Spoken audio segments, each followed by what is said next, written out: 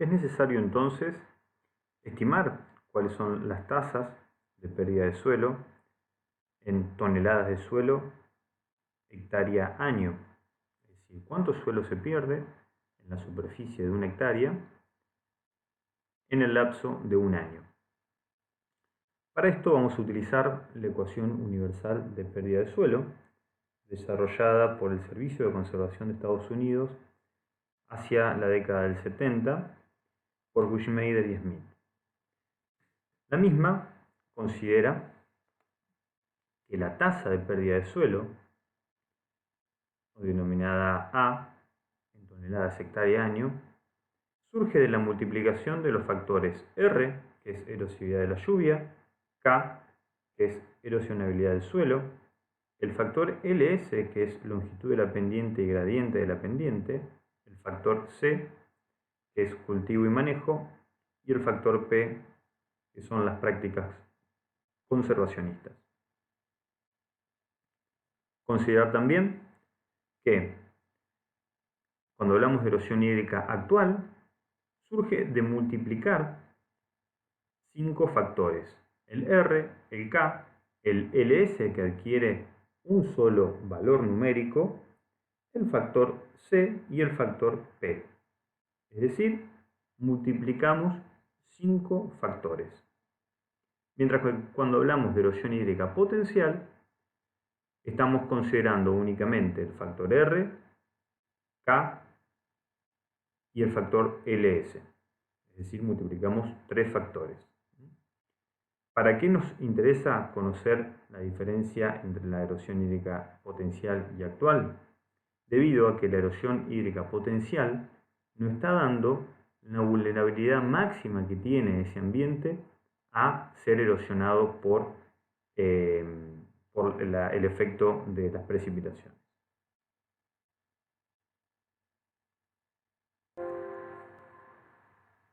Vamos a ver de manera resumida el origen de la USLE o ecuación universal de pérdida de suelo.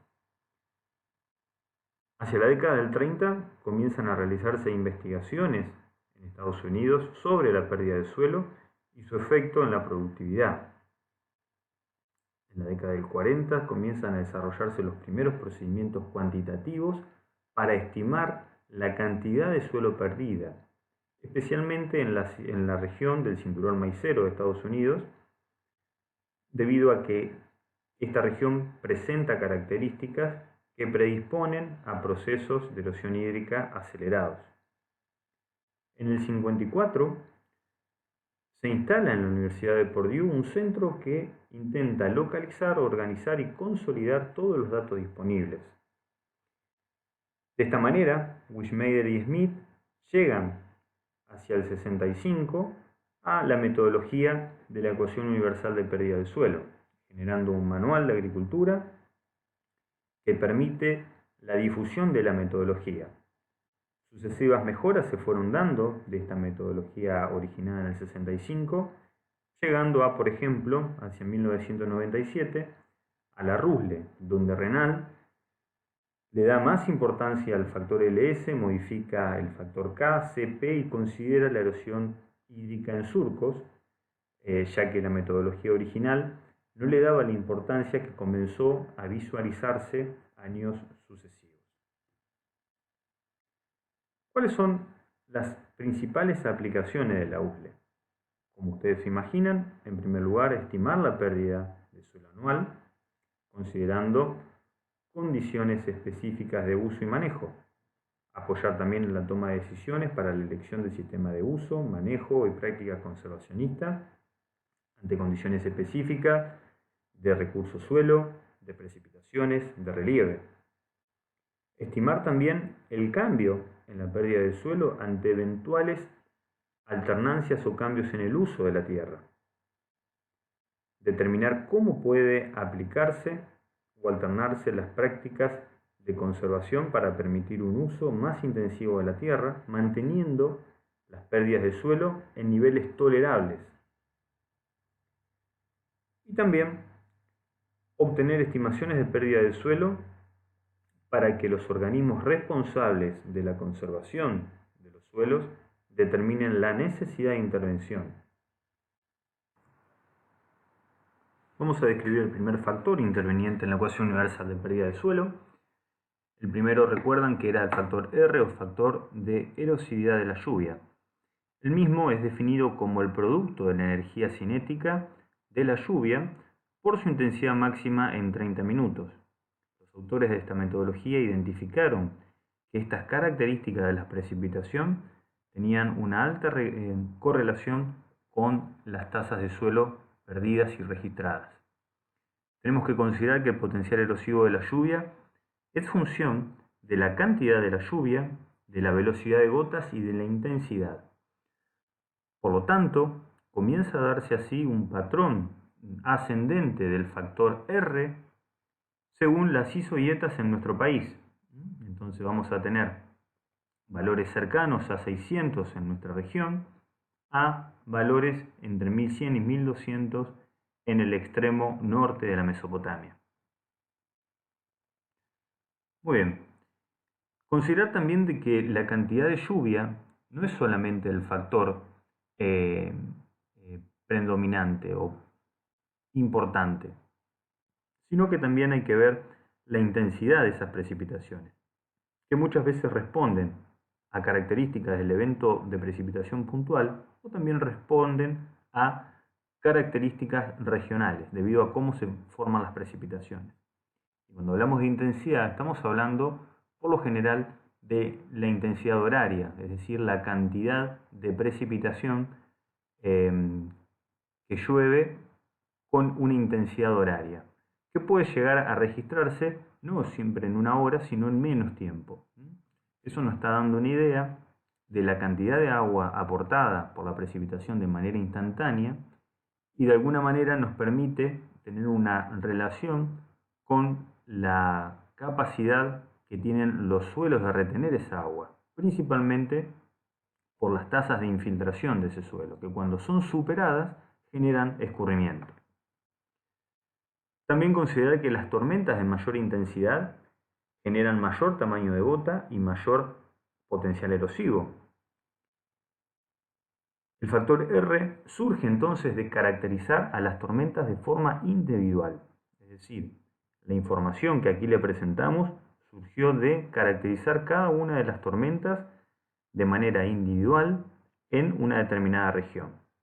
Luego se suman esos valores diarios para generar así un valor anual y se promedian varios años.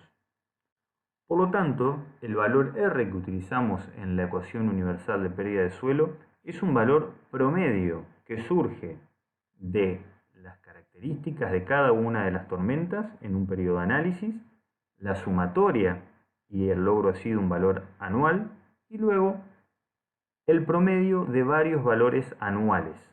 Por lo tanto, la ecuación universal de pérdida del suelo lo que va a hacer es estimar una pérdida promedio de suelo.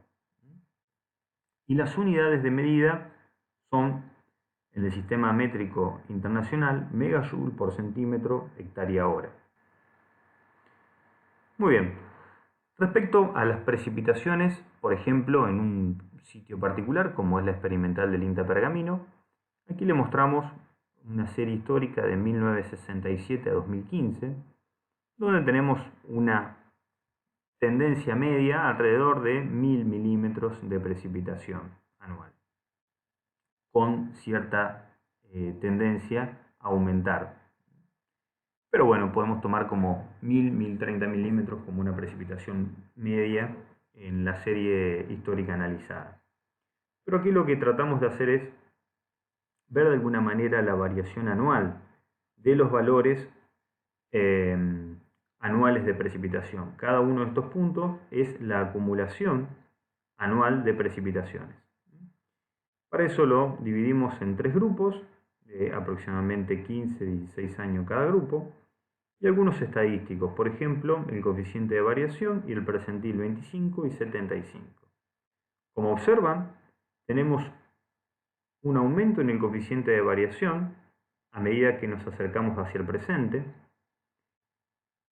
El percentil 25, que significa el valor de precipitación, por debajo del cual se encuentra el 25% del resto de los datos, y el percentil 75, que significa el valor de precipitación por encima del cual se encuentra un cuarto de los datos de precipitación del periodo considerado. Vemos que el percentil 25 no varía demasiado, está alrededor de 770 a 870 milímetros, pero sí el percentil 75, que está entre 1130 y 1407 milímetros, por ejemplo. Esto se lo mostramos para que consideren que en este último periodo evaluado se registraron años de mayor o el año de mayor precipitación acumulada anual y el año de menor precipitación acumulada anual.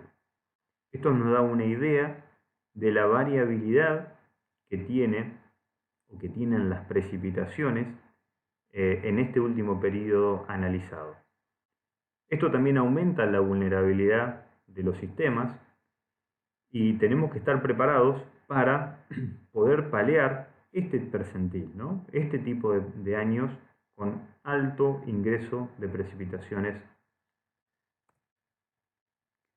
De esta manera podemos estimar también el factor R mediante otra metodología que se denomina índice modificado de Fournier, pero lo que les quiero mostrar es que esa variación de precipitaciones, considerando una precipitación media, por ejemplo, de 1035 milímetros para esta condición en particular, donde tenemos un suelo de serie roja con una longitud de 300 metros, un L de 1,2%, es decir, un desnivel de 1,2 metros en 100 metros de distancia horizontal, en siembra directa, con soja de primera y sin ninguna práctica conservacionista, genera tasas de erosión actual en promedio de 10,4 toneladas de hectárea año.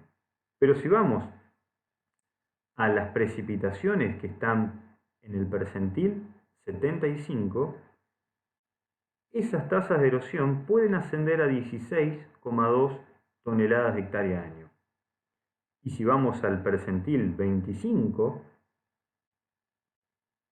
que serían estos tipos de años, vamos a tener una disminución de las tasas de erosión a 6,4 toneladas de suelo hectárea año.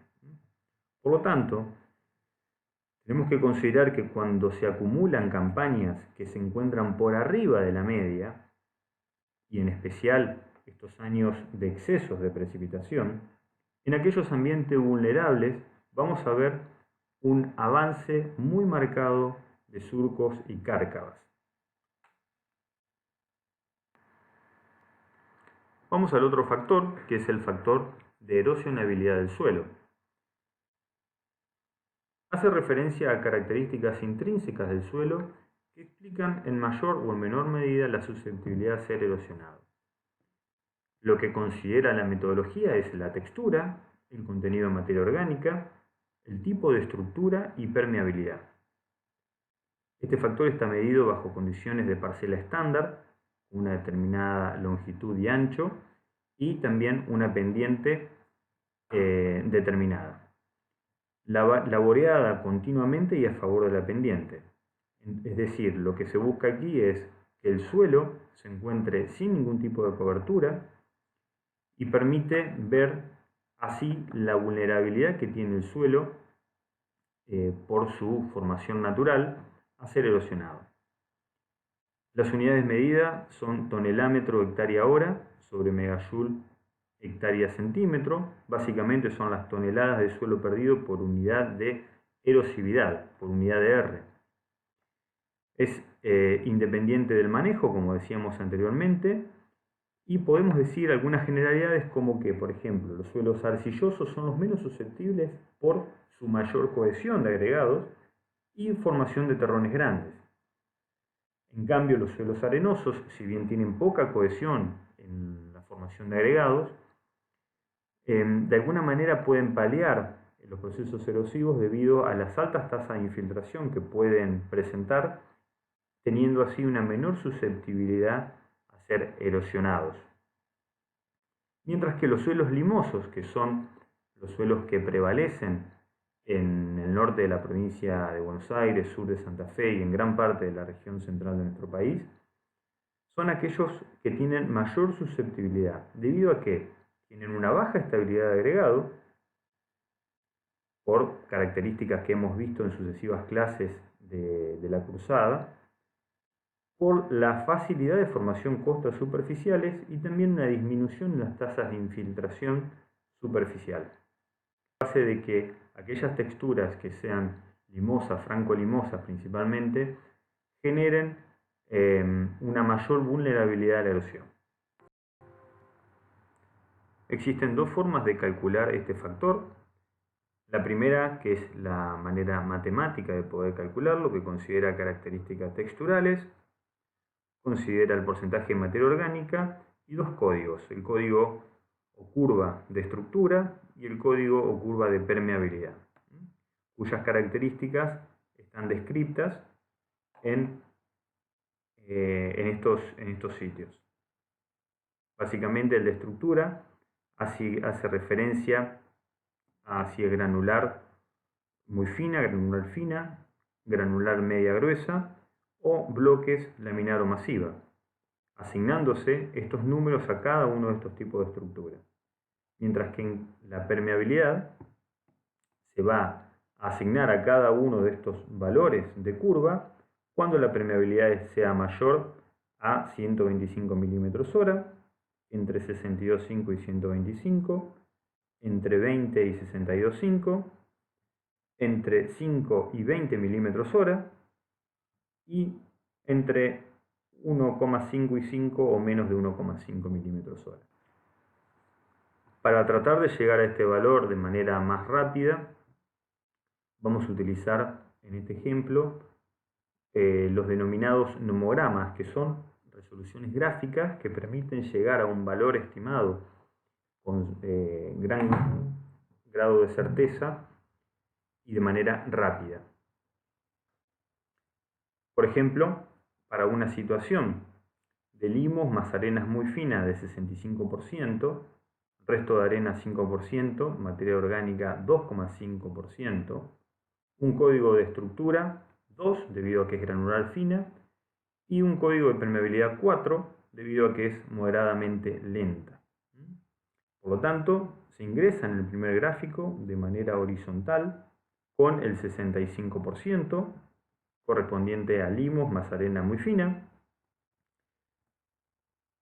Se corta entonces en el 5% del resto de arenas, trazando una recta vertical, y se corta nuevamente en el contenido de materia orgánica, que en este caso es de 2,5, obteniendo así una primera aproximación al valor K de 0,38.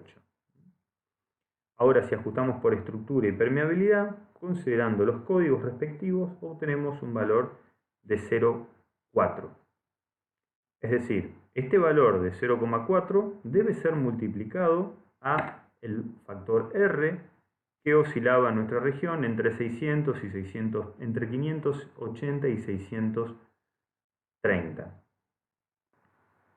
Por lo tanto, a medida que disminuye el contenido de materia orgánica y disminuye el tamaño de la partícula textural considerada distinta de arcilla, aumenta el potencial erosivo.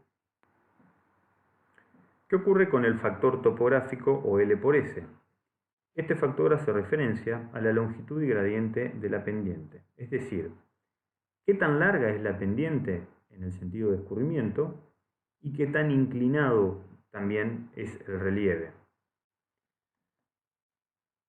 Considerando que el incremento de la longitud del escurrimiento aumenta el potencial erosivo.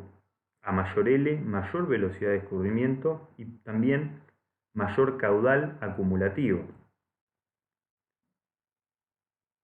En cuanto al grado de la pendiente, afecta la escorrentía incrementando la velocidad de flujo. A mayor grado de pendiente, mayor velocidad de flujo y menor tiempo para la absorción. De esta manera, ustedes esto ya lo saben, pero recordamos cómo se calcula el porcentaje dependiente. Si tenemos dos puntos, punto A y punto B, y queremos ver cuál es el porcentaje dependiente entre estos dos puntos, hay que tener en cuenta la diferencia en altura entre los mismos, dividido la distancia entre los dos puntos. Por ejemplo, si tenemos una diferencia de 3 metros entre el punto A y el punto B, y tenemos 100 metros de distancia, el porcentaje dependiente va a ser del 3%. Aquí tenemos que considerar que la distancia entre los puntos tiene que ser distancia horizontal. Cuando los porcentajes dependientes son bajos, como los que tenemos en nuestra zona, no registramos gran diferencia en el porcentaje dependiente si consideramos una distancia entre los puntos horizontal o distancia en el terreno. Pero lo correcto es utilizar la distancia horizontal. Dos formas también de calcularlo: la forma matemática y la forma gráfica, a través de un nomograma. Por ejemplo, si consideramos una L, una longitud de terreno de 250 metros y una pendiente del 1,5%, entramos por el eje de las X o el eje inferior de manera ascendente con la longitud y utilizamos el 1,5 del subfactor S, obteniendo así un valor de L por S de 0,31. Por lo tanto, si consideramos los factores descritos hasta el momento y consideramos un factor R de 630, un factor K de 0,4 y un factor LS de 0,31, y multiplicamos los tres valores, abordamos a un primer valor de erosión hídrica potencial de 78,1 toneladas hectárea año. Esa es la forma de calcular las tasas de erosión, en este caso la erosión hídrica potencial. Para el actual tendríamos que multiplicarlo por factor C y por factor P, que vamos a verlos en un instante. Vamos a analizar ahora el factor C o factor de cultivo y manejo. El mismo considera las rotaciones de cultivos intervinientes, sistemas de labranza y la cobertura vegetal. Como resultante de la integración de estos tres puntos, en definitiva, lo que se termina evaluando con este factor es la cobertura que termina quedando en los lotes, la cual va a cumplir la función de interceptar la gota de lluvia para evitar la desagregación superficial del suelo, va a colaborar en la disminución de la velocidad de escurrimiento y la acción cortante del agua, va a tener el efecto beneficioso de efectos radicales estructurantes y también va a tender a generar una menor humedad inicial de los suelos cuando estamos hablando de vegetación viva debido a la pérdida de agua por evaporación.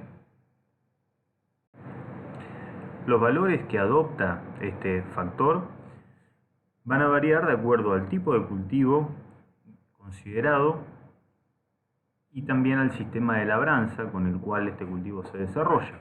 Por ejemplo, según esta fuente citada, granos finos en convencional, o sea, granos finos estamos hablando de trigo, cebada, de cultivos invernales, de gramíneas invernales, desarrollados bajo un sistema de labranza convencional, van a dar un valor C de 0,15. Mientras que los granos gruesos, en convencional también, granos gruesos como soja, maíz, girasol, sorgo, un valor de 0,3. Esta diferencia radica en que solamente aquí se está considerando un único cultivo en todo el año. Entonces, también aquí tenemos que tener en cuenta de la época en la cual se desarrollan las labranzas para desarrollar cada uno de estos cultivos. Entonces, por ejemplo, un cultivo invernal, como único cultivo en todo el año, genera menores valores debido a que los momentos en los cuales se generan las labranzas para poder lograr este cultivo se desarrollan también en una época del año donde tenemos menor precipitación, digamos, que generan menor pérdida de suela. En el caso, por ejemplo, de un doble cultivo, como el trigo, soja de segunda en convencional, podemos encontrar valores del factor C entre 0,08 y 0,15. Esta oscilación radica en la forma en que se va a sembrar, si se realiza en contorno o a favor de la pendiente. Si ya pasamos a siembra directa, como todos estos valores, vemos que disminuyen significativamente. Granos finos o verdeos de invierno en siembra directa pasamos a 0,15, es decir, de 0,15 a 0,10. Si analizamos soja de primera continua en siembra directa, estamos hablando de valores de 0,13.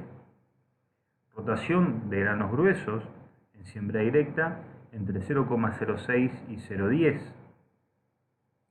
Trigo, soja de segunda en siembra directa, valores de C de 0,04. Es decir, si ustedes consideran que es un método multiplicativo, como veíamos en el inicio de esta clase, al mismo valor de erosión potencial, si nosotros multiplicamos por un factor C que disminuye a la mitad, por ejemplo, este factor C de 0,30, consideramos un factor de aproximadamente 0,13 o 0,15, es decir, una reducción de a la mitad del factor, va a hacer de que esa erosión estimada también reduzca a la mitad.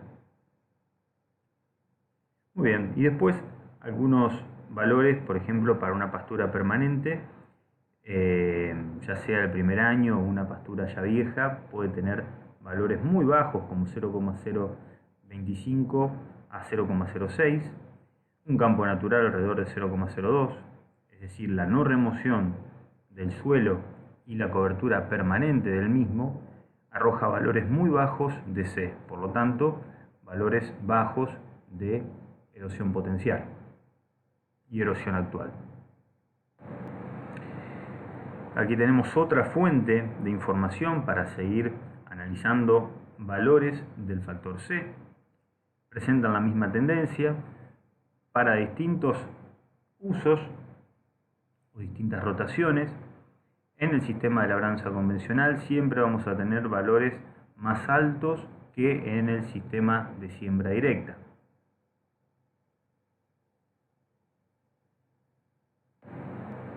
Por lo tanto, a medida que disminuye el porcentaje de recubrimiento, aumenta el potencial erosivo.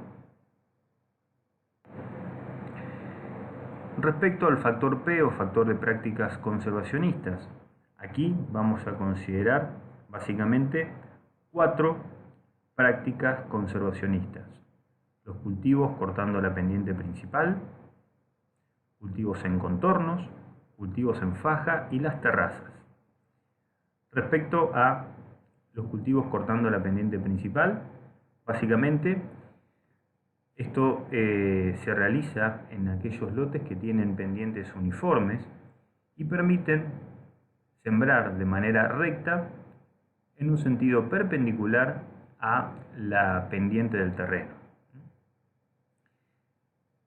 Si la pendiente deja de ser homogénea y comienza a tener sectores de acumulación de escurrimiento, y ya tenemos entonces así curvas de nivel que no son rectas o que tiendan a hacerlo, vamos a tener que utilizar cultivos en contorno.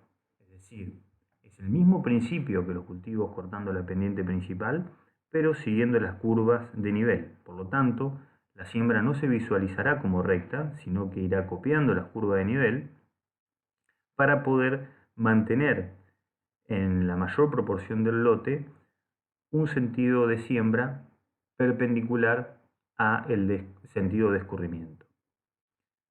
Por otro lado, los cultivos en faja se tratan de cultivos de distintos ciclos o duración que se alternan de manera perpendicular al sentido de escurrimiento. Y por último, las terrazas, que son bordos de tierras de base ancha o base angosta que pueden estar paralelizadas o no. Y existen dos tipos, que son las terrazas de absorción y las terrazas de derivación, siendo este último caso el que vamos a aplicar en nuestra región. Estos son los valores que arrojan cada una de las distintas prácticas conservacionistas. Como ven, los valores más altos están asociados a cultivos en contorno o cultivos a nivel. Aquí tenemos distintas fuentes que han generado este tipo de información o la han recopilado, pero en términos generales podemos decir que los cultivos en contorno o a nivel son aquellos que tienen valores más altos. Los cultivos en fajas tienen valores intermedios, dependiendo si las fajas se asocian entre pastura y agricultura o si son agrícolas. Y por último, los valores más bajos van a estar dados por las terrazas, las cuales pueden ser no sembrables y sembrables. Ya vamos a ver de qué se trata. De esta manera podemos decir que las prácticas que estamos detallando van a tener un sentido ascendente en este sentido de posibilidad de disminuir el proceso erosivo. Es decir, si nosotros tenemos que elegir una práctica, tenemos que comenzar por las prácticas más fáciles de realizar, como por ejemplo son los cultivos en contorno cortando la pendiente principal, pero también tenemos que ser conscientes que son aquellas prácticas que van a frenar en una menor proporción o van a disminuir en una menor proporción el suelo perdido. Tenemos los cultivos en faja como una situación intermedia, pero en este sentido los cultivos en fajas son un poco engorrosos de aplicar debido a la alternancia de usos que hay que realizar del suelo en corta distancia. Ya vamos a ver algunas imágenes. Y por último, las terrazas. Que las terrazas son, o mejor dicho, es la práctica conservacionista que disminuye en mayor medida el proceso de erosión hídrica, pero también requiere otro tipo de inversión y otro tipo, digamos, de predisposición para poder controlar el proceso erosivo. Por lo tanto, el hecho de no aplicar ninguna práctica conservacionista va a hacer que tengamos mayores tasas de erosión, siguiendo por los cultivos en contorno, los cultivos en faja y por último las terrazas como la práctica conservacionista que menor erosión genera. Algunas imágenes para que visualicemos de lo que estamos hablando. Los cultivos en faja. En este caso estamos alternando una faja de uso agrícola con una faja de uso ganadero o forrajero. Esta es una visualización aérea de las fajas. Fíjense que esto es un poco más engorroso de aplicar a nuestros sistemas debido a el uso. Esto puede llegar a traer algún tipo de problemas de pulverización o de ancho de maquinaria, con lo cual hace de que sea difícil de implementar en nuestros sistemas. Pero bueno, es necesario conocer que existe este tipo de prácticas y que son aplicables. Por otro lado, los cultivos en contorno. De esta manera, los cultivos en contorno copian las curvas de nivel y se visualizan este tipo de siembras curvas, tratando de que en cada sitio del lote se mantenga la perpendicularidad entre el sentido de siembra y el sentido de escurrimiento. Llegando así a las terrazas, si nosotros consideramos el sentido de la pendiente y cómo es el perfil original del terreno, una terraza va a terminar visualizándose como un bordo de tierra generado a través del movimiento de tierra de aguas arriba y aguas abajo. De esta manera, el escurrimiento generado en el terreno llega a un lugar el cual denominamos canal de la terraza, que va a tener el bordo de tierra como un reaseguro, y este canal de la terraza va a derivar el agua excedente a velocidades no erosivas por la terraza, o mejor dicho, por el canal de la terraza, hasta un lugar previamente acondicionado o canal colector. Como decíamos anteriormente, existen terrazas de derivación y terrazas de absorción. Las terrazas de derivación son las terrazas que vamos a aplicar en las condiciones de nuestra región, debido a que tenemos excedentes hídricos frecuentes que tenemos que controlar, que tenemos que disminuir su velocidad de escurrimiento, tenemos que conducir y llevar hasta un lugar previamente acondicionado como son los canales colectores. Por lo tanto, estamos hablando de terrazas que tienen un cierto grado de pendiente interna, es decir, no tienen o no están hechas sobre las curvas de nivel, como el caso de las de absorción, que no tienen pendiente interna. Esa pendiente interna que hacemos referencia oscila entre el 0,2% a 0,4%, y eso nos permite que la velocidad de escurrimiento dentro del canal de la terraza no sea erosiva. Si visualizamos cómo quedarían ubicadas las terrazas sobre una topográfica o un relevamiento altimétrico, el cual sería o estaría dado por estas curvas más claras, donde cada una de estas curvas representa una curva de nivel, que son puntos imaginarios que están a la misma altura sobre el nivel del mar. Un sistema de terrazas con derivación tendría este patrón. Si consideramos que este sector es el más alto y este sector es el más bajo, una terraza de derivación comienza a construirse en una determinada cota o curva de nivel, mantiene una pendiente interna entre el 0,2 y el 0,4%, es decir, 20 centímetros a 40 centímetros de desnivel en 100 metros de distancia horizontal, y termina así en una curva de nivel más baja. Esto representarían los canales colectores previamente acondicionados. La distancia entre una terraza y otra va a estar dada por el potencial erosivo y por la necesidad de generar o construir una estructura antes de que la velocidad de escurrimiento se transforme en erosiva. En cambio, las terrazas de absorción, como decíamos al principio, se encuentran construidas sobre las curvas de nivel. Es decir, la pendiente interna de la curva de nivel es cero.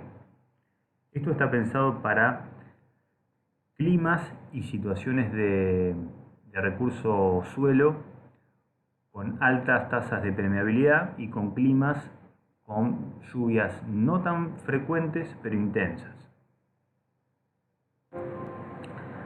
Aquí le mostramos un esquema simple de cómo sería la integración entre canal colector y terrazas a nivel de lote. Por ejemplo, si esta es la situación de loma y este es el bajo, o la pendiente va en este sentido, mejor dicho, tenemos una primera terraza, la cual deriva a una zona donde comienza el canal colector.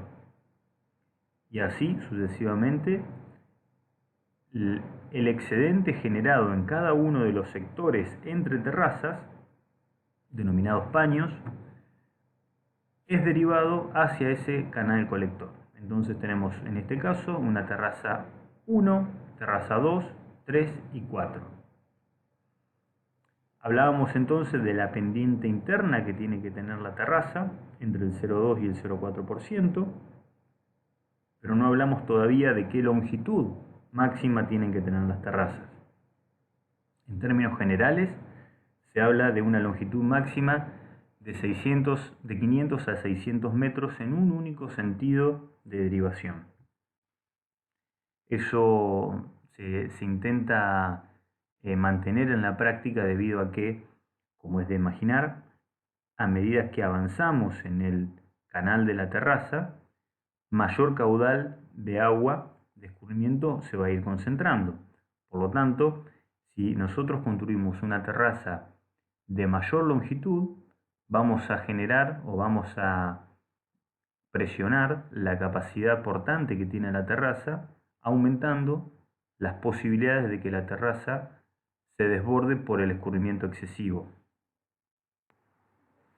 Aquí le presentamos diferentes diseños de terraza de derivación. Podemos tener terrazas rectificadas, es decir, rectas, y paralelizadas, es decir, que mantienen la misma distancia con otra terraza. Tenemos rectificadas y no paralelizadas, como en esta situación. Podemos tener terrazas curvas paralelizadas y terrazas curvas no paralelizadas.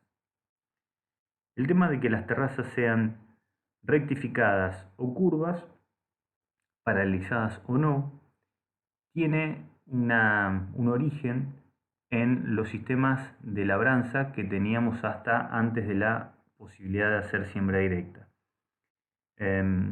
Muchas veces los sistemas que se realizaban hacia la década o hasta la década del 80 y principios de los 90 se basaban en sistemas paralelizados y rectificados debido a que necesitaban mantener una distancia o un ancho de paño, es decir, una distancia entre terraza y terraza, homogénea en todo el trayecto. ¿Para qué?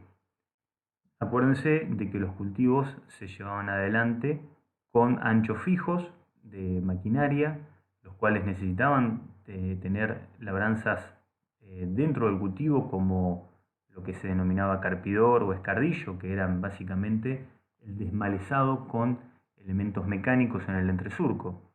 Por lo tanto, las terrazas estaban obligadamente a ser paralelizadas, si las condiciones del terreno lo permitían, ¿no? Pero era necesario hacerlo paralelos para disminuir el suelo no cultivado.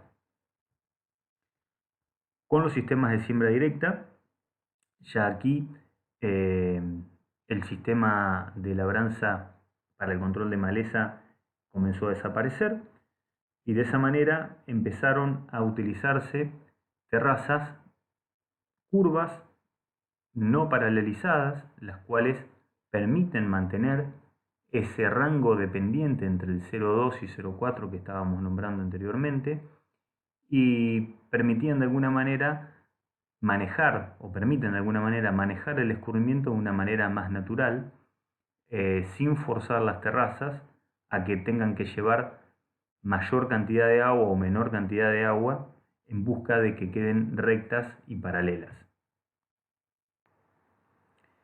El canal colector puede ser ubicado en distintos lugares dentro de un lote o dentro del establecimiento. Aquí le mostramos esquemas básicos como pueden ser desagües ubicados en 2 de las 4 cabeceras, desagües ubicados en las 4 cabeceras. Es una situación menos común de encontrar, pero puede darse. O sea, tendríamos que tener una loma en el lote y en el medio del lote. Desagües en el centro, es decir, acá se utiliza una vía de escurrimiento natural a la cual se derivan los excedentes con las terrazas. Y otro esquema puede ser desagüe en el centro y en alguno de los laterales o en ambos laterales del lote. Los diseños son múltiples, estos son simplemente algunos ejemplos para que dimensionen la magnitud de decisión a la hora de ubicar las estructuras. Las terrazas pueden ser también de base ancha y de base angosta. Cuando hablamos de terrazas de base ancha, básicamente son aquellas que tienen un canal ancho. Recuerden que el canal es el elemento de la terraza que conduce el escurrimiento. Este es un canal, este es el lomo, este es el canal de la terraza y este es otro lomo. La profundidad entre la base de este canal y el lomo no tiene que ser mayor de 30 a 35 centímetros. Y a su vez este canal tiene que ser ancho y el lomo tiene que ser ancho, debido a que el objetivo de realizar una terraza de base ancha es poder transitarla con la maquinaria. Por lo tanto, la diferencia de altura entre el canal y el lomo tiene que ser lo menos posible, y el ancho del lomo también tiene que ser, como decíamos, entre 6 y 8 metros para facilitar el copiado de la maquinaria. Para poder construir este tipo de terrazas se laborea una franja que puede estar entre los 16 y 18 metros de ancho en la construcción. Pueden realizarse también terrazas de base ancha con menor ancho de faja, pero eso depende también de las condiciones en las que tenemos que controlar. Muchas veces el alomado se hace moviendo tierras del canal hacia el lomo, y también se puede hacer moviendo tierra o alomando tierra desde aguas abajo hacia el lomo. En esta imagen vemos una terraza recientemente construida luego de una precipitación. Vemos que este es el canal de la terraza. ¿Y cuál es la diferencia que hay entre el lomo y el canal? De esta manera, las terrazas de base ancha permiten ser sembradas.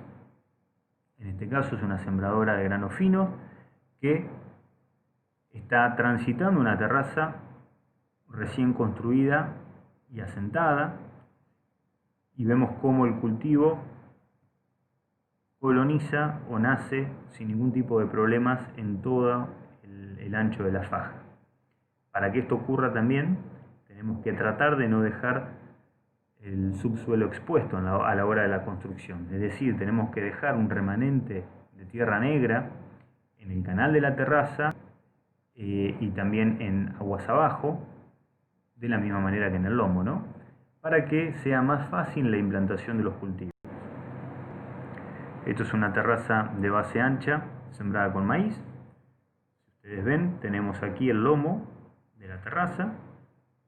Esto se puede transitar sin ningún tipo de inconveniente. Lo único que hay que hacer es disminuir un poco la velocidad de avance de la maquinaria cuando se llega a la terraza para mejorar el copiado y evitar alguna posible ruptura de la maquinaria, cosa que no debería ocurrir. Respecto a las terrazas de base angosta, aquí ya la terraza no se transita, se visualizan en el campo como lomos de tierra que no son cultivados.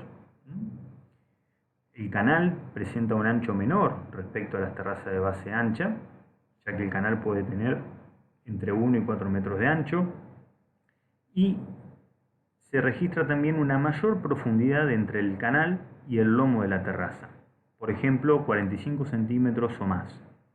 El lomo es más angosto, puede tener entre 1, 2 o 3 metros de ancho, y la faja de tierra laboreada para poder construir las terrazas va a ser menor. Por lo general es de menos de 8 metros y se hace o se puede hacer moviendo tierra desde agua arriba hacia aguas abajo, es decir, generando el canal y alomando la tierra que sacamos del canal para generar el lomo. Eso no quiere decir que no se pueda hacer también, como en este caso, alomando desde aguas arriba hacia aguas abajo y de aguas abajo hacia agua arriba. Más ejemplos de terraza de base angosta.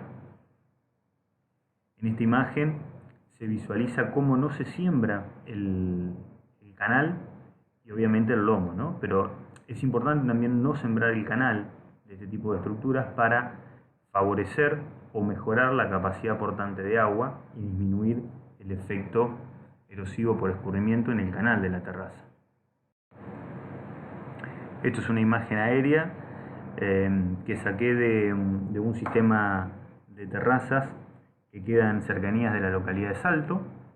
Aquí, como ven, tenemos sectores de terrazas de base angosta, rectificados y paralelizados, y otros sectores que no han podido ser paralelizados debido a las características del relieve. Lo mismo, aquí tenemos terrazas curvas paralelizadas, terrazas rectas y curvas paralelizadas, y terrazas rectas en sectores y no paralelizados en otros. Esto es una vía de escurrimiento natural que pudo ser sembrada, en este caso con cultivo de maíz. Vemos cómo a medida que vamos entrando en una situación más baja del relieve, esto es una situación de loma y aquí tenemos el río Salto, para que se ubiquen, es decir, el escurrimiento va hacia allí. Y lo que les decía, a medida que vamos bajando en el relieve, mayor es el escurrimiento generado, mayor es la abrasión por escurrimiento, y comienzan a verse este tipo de canales naturales que pueden ser reacondicionados como canal colector, que continúa y llegan en este caso hasta el río. Esto es una imagen de Entre Ríos, donde tenemos terrazas de base angosta con vestigios que aún se visualizan de cárcavas viejas que están en proceso de recuperación por la estabilización del terreno y el control del escurrimiento gracias a las terrazas de base angosta, y por un sistema de rotación y y siembras cortando la pendiente principal de manera obligada. A modo de resumen, ¿qué podemos decir de ventajas y desventajas de las terrazas de base angosta y base ancha? Respecto a las terrazas de base angosta, si tenemos que nombrar las principales ventajas, van a estar dadas por el menor movimiento de suelo durante la construcción. Como decíamos, la faja de suelo elaborado para construir estas terrazas es menor en términos relativos a las terrazas de base ancha. Por lo tanto, su construcción es más fácil, es menos costosa, y también el mantenimiento del sistema es más sencillo, debido a que las terrazas de base angosta no se transitan, y al no transitarse tenemos mayor posibilidad de que no se rompan por una determinada huella. De esta manera hace que el sistema sea más duradero y facilita de alguna manera la posibilidad de hacer diseños paralelos. Esto va a depender de la situación. ¿Por qué digo de que facilita hacer sistemas paralelos? Debido a que las terrazas de base angosta, al tener lomos más altos y canales con mayor capacidad portante de agua, permiten de alguna manera realizar tramos a lo largo de la construcción de la terraza que tiendan a tener pendientes inferiores a 0,2%, sin llegar a 0, ¿no? Pero de esa manera uno puede de alguna manera intentar mantener el patrón paralelo con otra terraza en caso de ser necesario. ¿Cuáles serían las ventajas de las terrazas de base ancha? Primero, que se siembra todo el lote. Se reducen la superposición de labores y también se reducen los tiempos muertos. Es decir, un lote con terrazas de base ancha prácticamente no se visualizan estructuras o bien no impiden esas estructuras a un uso normal del lote. Respecto a las desventajas de las terrazas de base angosta, primero, tienen mayor tiempo operativo por superponer labores, los paños son más chicos, generan muchas veces cuñas dentro de los lotes y es necesario realizar más cabeceras. Por lo tanto, esto genera un mayor uso de insumos, se reduce el área sembrable entre un 2 y un 4% debido a que el lomo y el canal no se siembran, Y algunos visualizan el problema de acumulación de malezas en los lomos como un problema. Las desventajas de la terraza de base ancha: primero, que el costo de construcción es mayor, por lo general supera el doble. En la construcción y el mantenimiento tienen que ser prolijos, no hay que dejar charcos en los canales, debido a que si queda algún tipo de charco en el canal de la terraza, eso hace que un posterior tránsito de maquinaria pueda generar la ruptura de la terraza debido a que se encuentra húmeda o con barro. Sí o sí tenemos que tener sembradoras y cosechadoras de un buen copiado de terreno, y no se recomienda la aplicación de terraza de base ancha en lugares con pendiente mayores al 3%, debido a que en este tipo de situaciones es factible que una terraza de base ancha pueda tener algún tipo de descarga de escurrimiento que supere el lomo de la terraza y genere así un corte de la misma. Vamos a ver algunas imágenes de cuáles serían los pasos para poder construir las terrazas. En primer lugar, la marcación, que la marcación puede llegar a ser por elementos ópticos o también por GPS. En este caso es un nivel óptico, o mejor dicho, el cual es utilizado para ubicar estacas en el terreno. Luego se realiza la marcación de la terraza con un sistema, en este caso una rastra de disco doble acción, para generar tierra y así comenzar a lomarla. La construcción también puede hacerse por distintos elementos de labranza. En este caso se ha construido en terrazas combinando arado de reja y vertedera con la posterior pasada de rastra de disco para poder refinar el suelo, rabasto y rolo para poder alisar y compactar el lomo de la terraza. Aquí tenemos el arado pasando sucesivamente por el mismo lugar. Aquí ya se visualiza el lomo. El arado de reja y vertederas, como saben, tira la tierra hacia la derecha. Eso permite de que podamos construir el canal, es decir, deslizando la tierra en este sentido y depositándola en el lomo. Aquí se visualiza que también la terraza se construyó en dos sentidos, en el de ida y en el de vuelta, siempre a lo mismo. También se puede hacer con motoniveladora o niveladora autopropulsada, las denominadas Champion.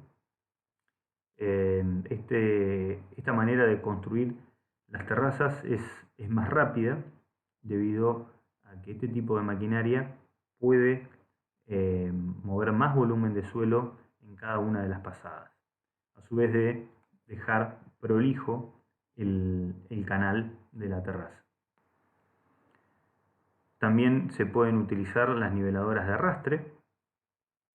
Es similar al caso anterior, nada más que aquí utilizamos un tractor y también, bueno, y la hoja niveladora propiamente dicha.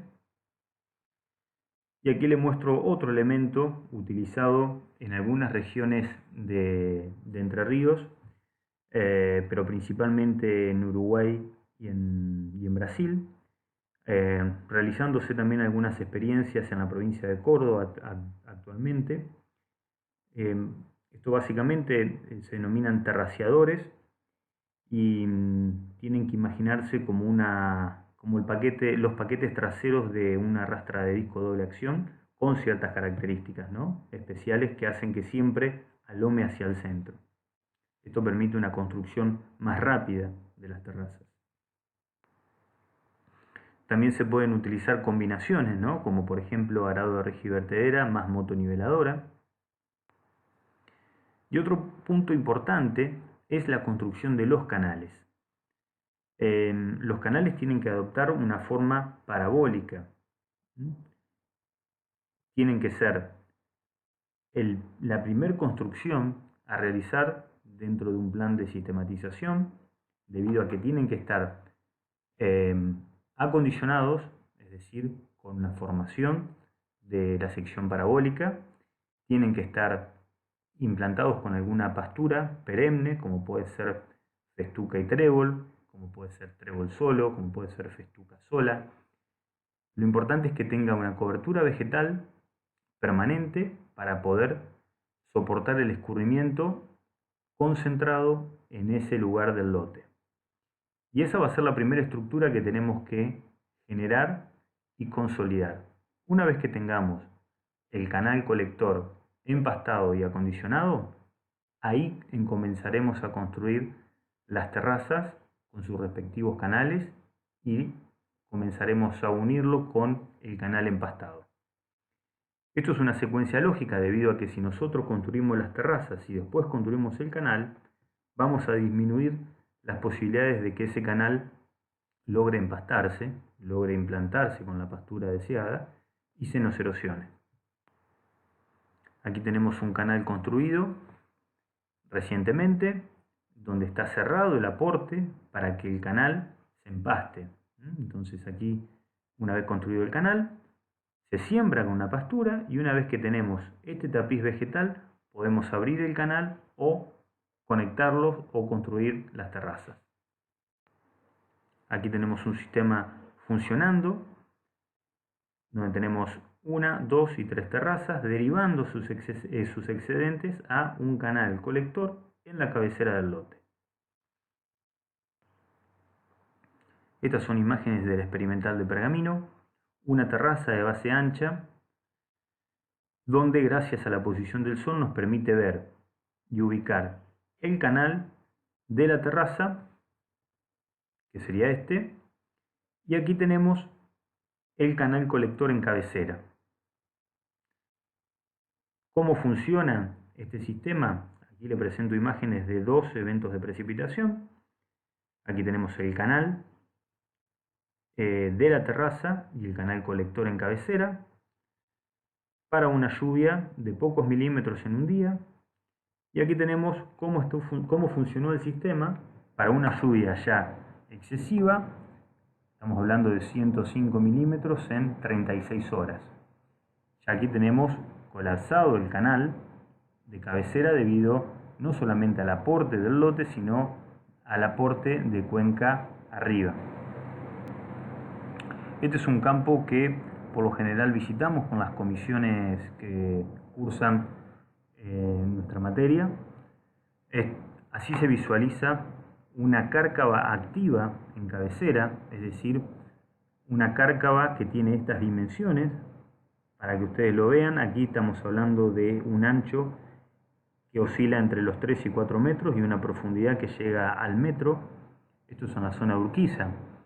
¿Y por qué decimos que esto es una cabecera activa? Debido a que sigue creciendo año a año hacia la loma. Y vemos que no hay ningún signo de estabilización. No hay vegetación creciendo dentro de la cárcava. Eso quiere decir que todavía no se logró estabilizar con las condiciones en las cuales se está desarrollando esta cárcava. Otras obras anexas son el tapado y el movimiento de tierra. Esto permite de alguna manera tapar surcos o cárcavas que desactivamos para lograr así transitabilidad en el lote. Esto se puede hacer con movimiento de tierra interno dentro del campo o si no también trayendo tierra externa al predio. Supongamos entonces que ustedes tienen que resolver una situación puntual a nivel de lote, a nivel de predio, un campo que ustedes estén asesorando o el pedido de asesoramiento por algún productor. Para esto les proponemos este esquema lógico de proyecto de sistematización con terrazas, que implica una serie de pasos. El primero hace referencia al relevamiento topográfico de la situación en cuestión. Aquí se puede hacer mediante instrumental óptico, que pueden ser nivel óptico o teodolito, o lo que comúnmente se recomienda utilizar por la rapidez y también por la precisión, que son los sistemas con apoyo satelital, estaciones GPS, ya sea RTK o RTX. Esto nos va a permitir conocer las características del relieve que tenemos que sistematizar. Recuerden que necesitamos, para estimar las tasas de erosión, el factor R que son características de la precipitación, características de suelo, que son fácilmente relevables o encontradas en las cartas de suelo, el factor LS, que vamos a tener que ajustar mediante este paso, el de relevamiento topográfico, así podemos conocer las longitudes de las pendientes y los gradientes de pendiente, y después vamos a necesitar ajustar también el factor C y P, C con el sistema de labranza adoptado y las rotaciones de cultivo, y el P mediante las distintas prácticas utilizadas previa a la sistematización de terrazas o con la adopción de terrazas. De esa manera vamos a ir ajustando las tasas de erosión en cada uno de los sectores del predio en análisis. Una vez hecho eso, pasamos al relevamiento de las vías de escurrimiento. Aquí tenemos que diferenciar las vías de escurrimiento que pueden ser tapadas de aquellas que no pueden ser tapadas. Entonces, aquí vamos a tener algunas de las vías de escurrimiento que no pueden ser tapadas como posibles canales colectores. Entonces tenemos que identificar aquellas vías que pueden servirnos como canal colector para acondicionarlos, empastarlos y luego derivar con las terrazas los excedentes de escurrimiento. Y por último, calcular y diseñar las estructuras. Esta es la etapa de gabinete en la cual tenemos que determinar el espaciamiento entre terrazas. Tenemos dos maneras, yo recomiendo la ecuación universal de pérdida de suelo, pero también existe la de intervalos verticales y horizontales. Tenemos que cuantificar el escurrimiento máximo a controlar y también diseñar los canales colectores. Respecto al relevamiento topográfico, como decíamos, lo podemos hacer mediante instrumental óptico,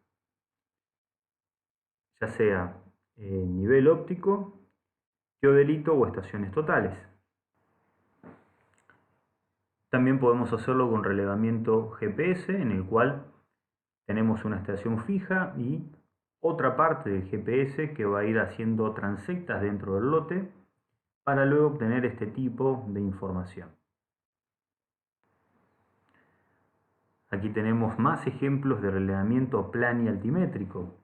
¿Por qué decimos que es un relevamiento plani-altimétrico? Porque sobre la planimetría del campo, que son los lotes, como ustedes visualizan aquí, estas líneas rectas corresponden a los distintos lotes del establecimiento. Sobre ello ponemos la altimetría. Entonces relacionamos la altimetría, que son las distintas curvas de nivel, sobre la planimetría. De esta manera facilita el diseño de estructuras, facilita la ubicación de canales, la ubicación de terrazas. Aquí tenemos más relevamientos planialtimétricos.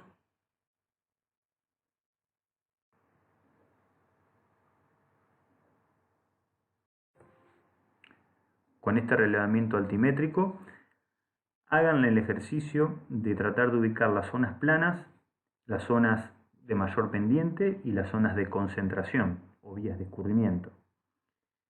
Ustedes no lo van a ver por el detalle de la imagen, supongo, pero si alcanzan a observar, tenemos aquí tenemos 75.5 metros sobre el nivel del mar y aquí tenemos 71.5 metros sobre el nivel del mar. Por lo tanto, aquí tenemos una situación de loma, una situación de media loma y una situación de bajo. En este sector del campo pasa lo mismo, situación de loma, media loma y una situación de bajo que ya está entrando en el campo vecino. ¿Cuál es la situación de relieve plano o que es más plano dentro del predio analizado?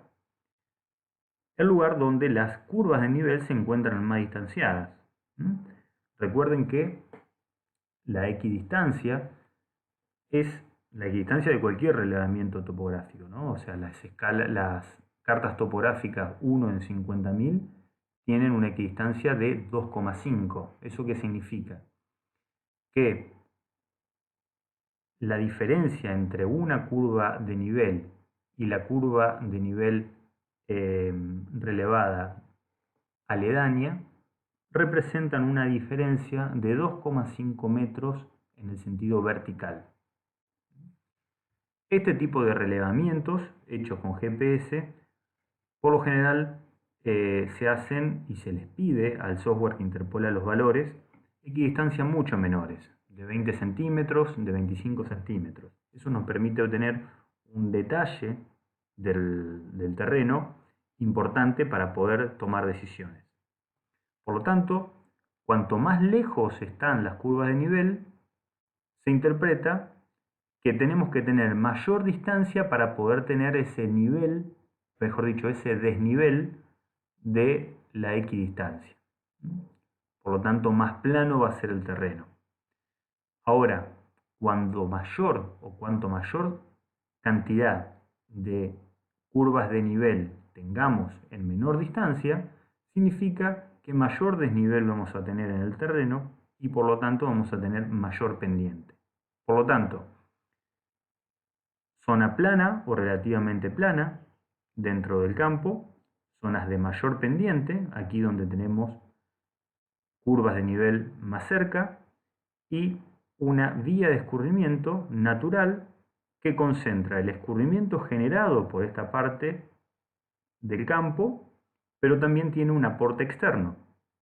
O sea, aquí tenemos una vía de escurrimiento natural que trae o permite el ingreso de escurrimientos de una posición más elevada en la cuenca. Si yo les pregunto cuál es la divisoria de agua dentro de este campo, piensen, pero me parece que estaría ubicada en este sector. Nosotros, si ustedes tratan de imaginar una precipitación sobre todo el predio, ¿cuál va a ser la componente de escurrimiento? Siempre el escurrimiento se va a dar en sentido perpendicular a la curva de nivel. Por lo tanto, vamos a tener en esta situación de loma escurrimiento en este sentido, pero también a partir de la divisoria de agua vamos a tener escurrimiento en este sentido. Si ese mismo ejercicio lo llevan adelante en este sentido, vamos a ver que el escurrimiento va a adoptar este movimiento y también este movimiento. Por lo tanto, este sector va a comportarse como una divisoria de agua interna al predio. Más relevamientos altimétricos y planialtimétricos. Muchas veces es necesario pedir al que realiza el relevamiento que indique cuáles son las cárcavas existentes y las vías de escurrimiento, para así también facilitar el diseño.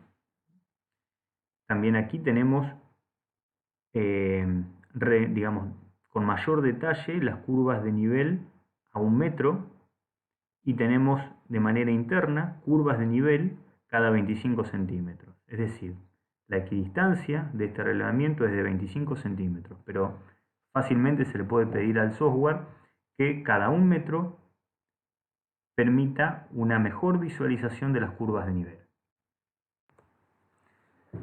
Muy bien, llegamos ahora a la etapa de cálculo y diseño de estructuras.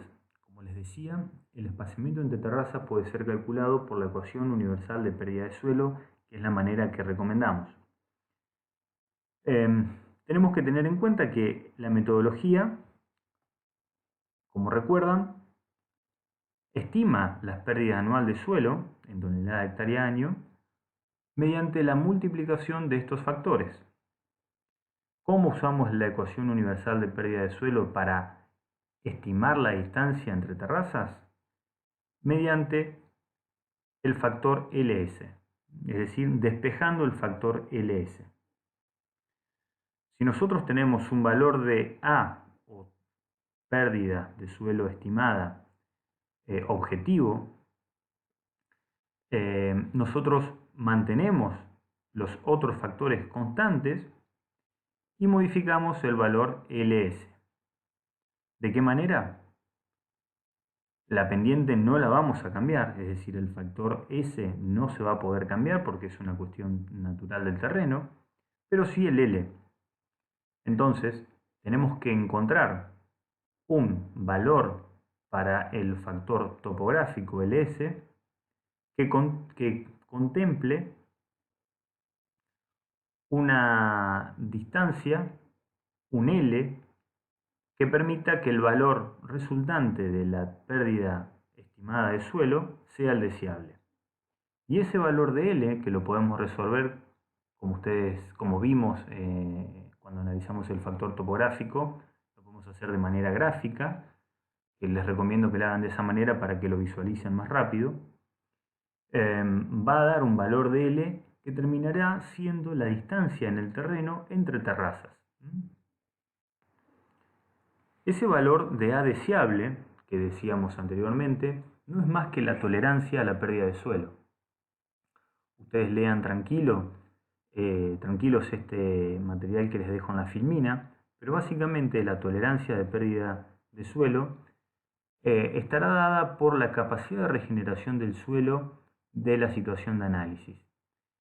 La bibliografía nombra y cita distintas magnitudes de tolerancia, desde una tonelada hectárea año a más de 20 toneladas hectárea año, pero en términos generales tenemos que decir que los valores menores de tolerancia van a estar aplicados a aquellas condiciones ambientales en las cuales se genere menos suelo, por cuestiones naturales digamos, del sitio, como puede ser las condiciones de suelo, el clima de la zona, la situación topográfica, básicamente cómo se relacionan los factores formadores de suelo.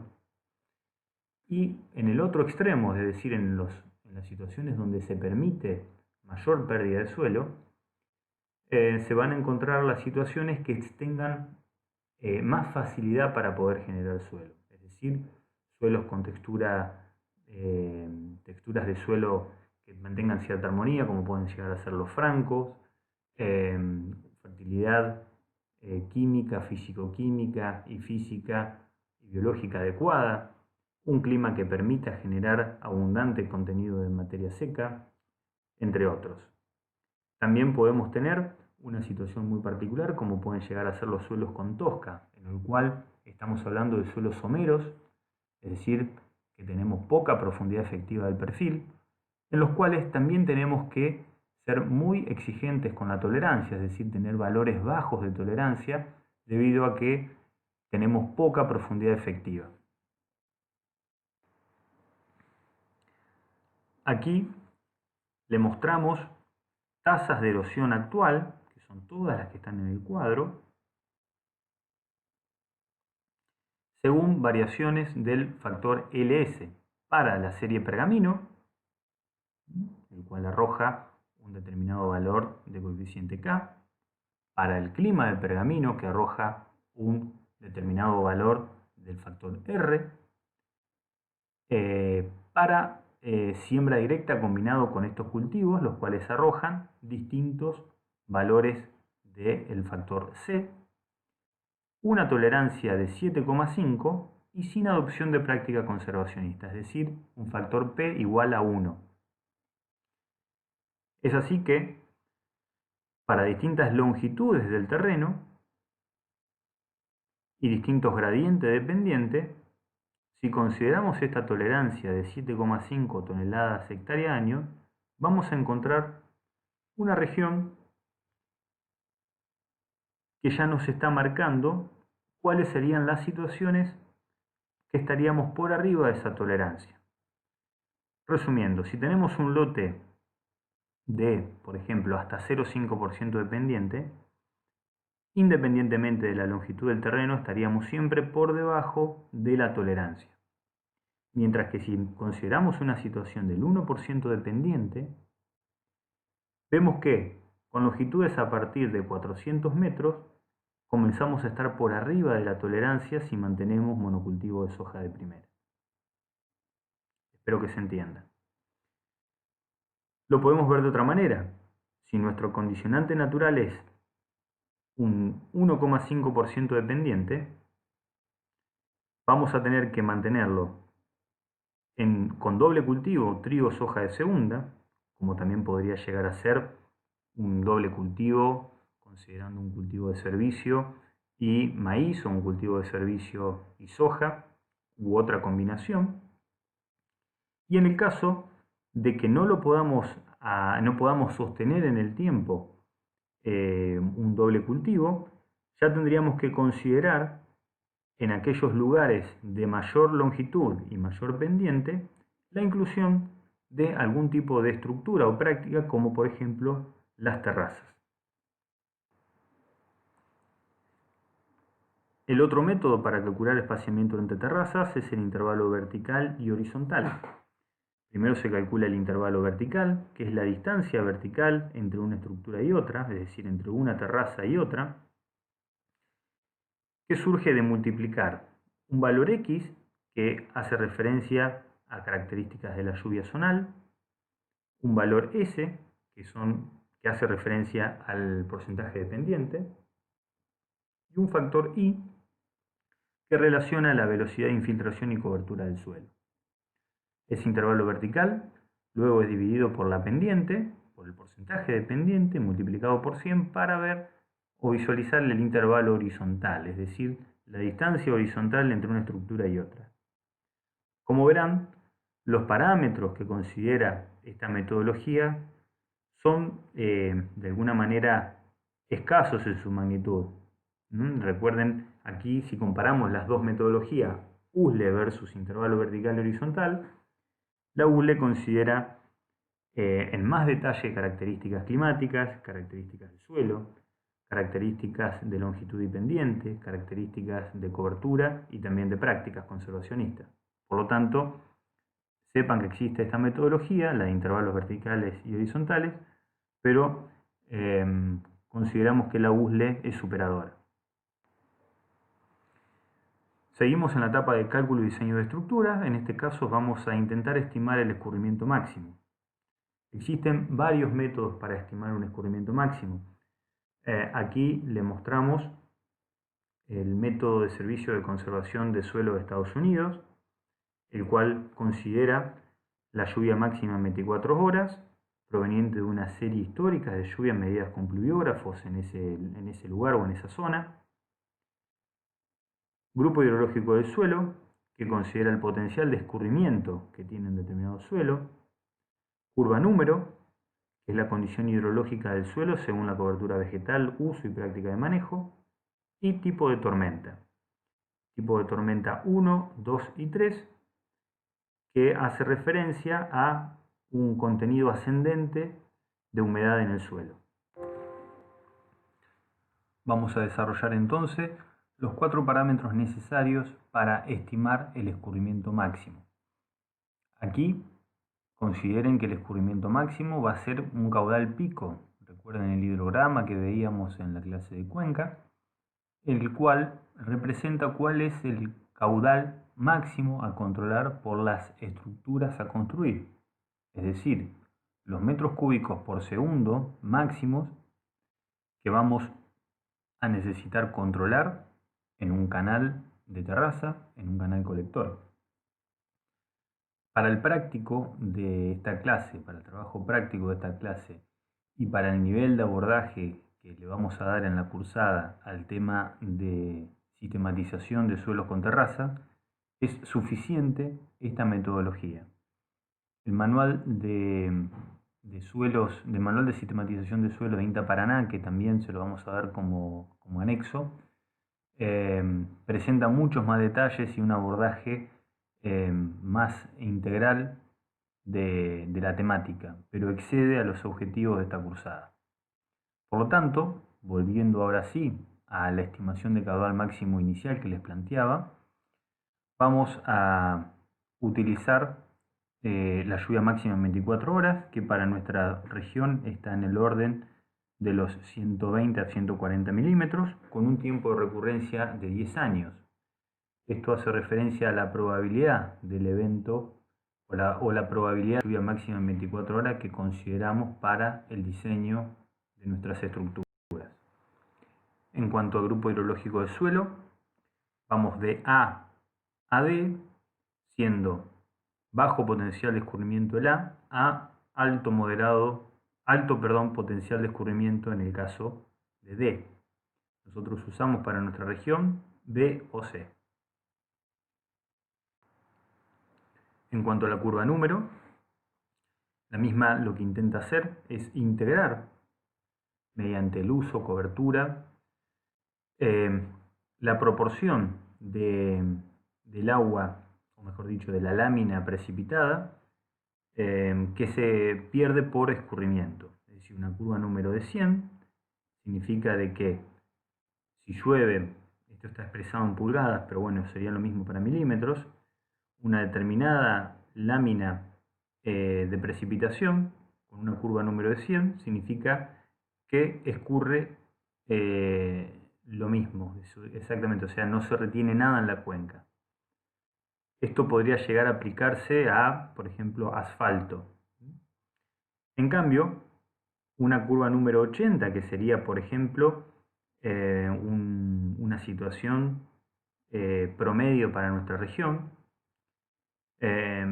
tendríamos, por ejemplo, un menor escurrimiento generado. Y así sucesivamente, ¿no? A medida que la curva número disminuye, disminuye también el escurrimiento directo. Por ejemplo, para un grupo hidrológico B, tenemos distintos tipos de curva número,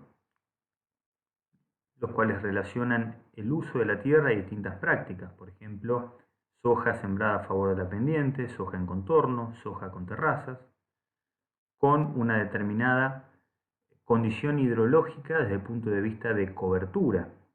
Allí vamos a tener distintos tipos de curva número arrojados. En términos generales podemos decir que una curva número para la región cercana a Pergamino, Salto, Rojas, podemos estar hablando de curvas número en el orden de 80 a 82, mientras que si nos vamos a la región, por ejemplo, de Junín, tendríamos que estar hablando de curvas números cercanas a 75. El tipo de tormenta, como les decíamos, hace referencia a la probabilidad de que ese suelo se encuentre con mayor o menor humedad antes que comience un nuevo evento de precipitación. Eso nos va a dar una idea del potencial de escurrimiento. A medida que mayor contenido de agua o mayor humedad inicial tengamos en el suelo, mayor va a ser la chance de generar escurrimiento anticipado. Aquí le presento uno de los dos nomogramas que vamos a ver para poder estimar los caudales picos. Esto es una resolución gráfica que vamos a utilizar para poder realizar el trabajo práctico. Existen maneras más complejas de realizarlo, pero exceden a la necesidad o el nivel de abordaje que le vamos a dar en esta cursada. Este tipo de nomogramas integran lo que estábamos nombrando anteriormente: el tipo de tormenta, la curva número, la precipitación de diseño, que son estas rectas oblicuas, para un rango dependiente, en este caso del 0 a 3%.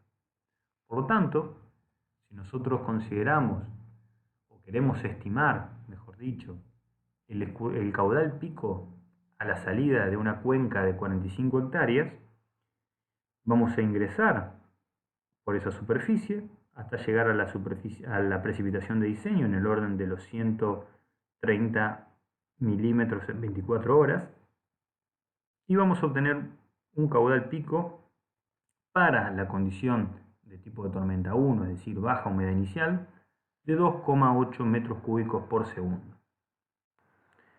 Si vamos al tipo de tormenta 2, es decir, alta humedad inicial, hacemos el mismo ejercicio, vamos a tener un caudal pico de 5,3 metros cúbicos por segundo. ¿Cómo hacemos para calcular y diseñar los canales de desagüe en este caso? De manera resumida, Vamos a tratar entonces de adoptar canales parabólicos con un determinado ancho de boca, que es el valor T, y una determinada profundidad, que es el valor D. Por lo tanto, el área de este canal de desagüe va a estar relacionada con el caudal máximo y la velocidad de escurrimiento. El caudal máximo va a ser el obtenido por los nomogramas. Como dijimos, el de baja humedad inicial y el de alta humedad inicial. Lo promediamos para nuestra región y obtenemos un valor de 4,1 metros cúbicos por segundo, para el ejemplo que venimos desarrollando. Y lo dividimos por una velocidad que en término promedio podemos hablar de 1,22 metros por segundo. ¿A qué se referencia esta velocidad? Una velocidad crítica, es decir, la velocidad del escurrimiento a partir de la cual comienzan a generarse desprendimientos de suelo en el canal, y eso tenemos que tratar de evitarlo. Esto no es un valor fijo, no es 1,22 fijo, sino que depende de características texturales, de la cobertura lograda dentro del canal y también de la altura de esa cobertura. Pero para este ejemplo vamos a utilizar entonces los valores que estamos desarrollando y obtenemos así 3,4 metros cuadrados de área para este canal. Una manera rápida de poder dimensionar el canal es utilizar una constante de 0,66 por una profundidad deseada para poder sembrarlo y para poder transitarlo en el caso de tener que cruzar en algún lugar dicho canal, quedándonos así el ancho de boca como valor incógnita. Si nosotros queremos una profundidad de 0,4 metros, es decir, de 40 centímetros, vamos a tener un ancho de boca de 12,9 metros. Entonces tenemos un canal de casi 13 metros de ancho por 40 centímetros de profundidad. Aquí no estamos considerando otros parámetros necesarios de calcular, como el radio hidráulico, que afectan de alguna manera la dimensión del canal y también la velocidad de Manning.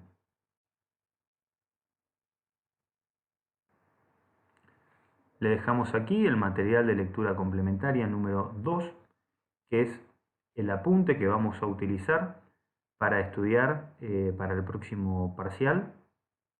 Se trata de un apunte de la Cátedra de Manejos de Tierra de la Universidad Nacional de Rosario, desarrollado por el ingeniero Julio de Noia, el cual habla de la erosión hídrica en áreas de llanura. Un segundo material de lectura complementaria que no vamos a utilizar para el parcial, pero sí ténganlo en cuenta para el final de la materia, que es el Manual de Sistematización de Tierras para el Control de Erosión Hídrica y Aguas Superficiales Excedentes, desarrollado por INTA Paraná.